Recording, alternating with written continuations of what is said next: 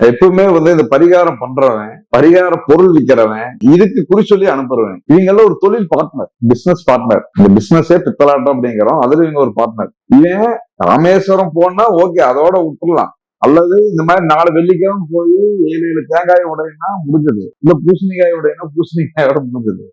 ஆனா இவன் என்ன சொல்லுவான்னா, பர்டிகுலரா இந்த மாதிரிங்க இந்த இடத்துல இவர்கிட்ட போய் பண்ணணும், அவர்கிட்டவே பண்ணணும், இவர்கிட்ட இந்த சாமானமெல்லாம் வாங்கணும் அப்படிங்கறதெல்லாம் சொல்லுவான். அதாவது அவங்க எல்லாருமே ஒரு பார்ட்னர். இந்த ஏமாத்து வேலையில வர்ற பணத்துல பெரும்பாலும் இந்த குழந்தை இல்லாம குழந்தைக்காக ஏங்குறாங்கல்ல, அவங்க என்ன சொன்னாலும் நம்பிட்டு அப்படியே பண்ணுவாங்க. பெரிய சாமி அப்படியே பண்றது எங்க சாமி 3 தேங்காய் 4 தேங்காய் அப்படின்னு அப்படி என்ன சொன்னாலும் சரி, அவ்வளவு 3001 ரூபான்னா 3001 தான். அப்படியே கொண்டு போய் வைக்கணும், முட்டை கொண்டு போய் வைக்கணும், முட்டை கொண்டு போய் வைக்கணும். எல்லாமே இவன் சொல்லி இவன் ஃபர்ஸ்ட் இவங்கிட்ட ஒரு பணத்தை வாங்கிக்குவான். அதுபோக இவன் யார்கிட்ட போக சொல்றானோ அதுல ஒரு கமிஷன்.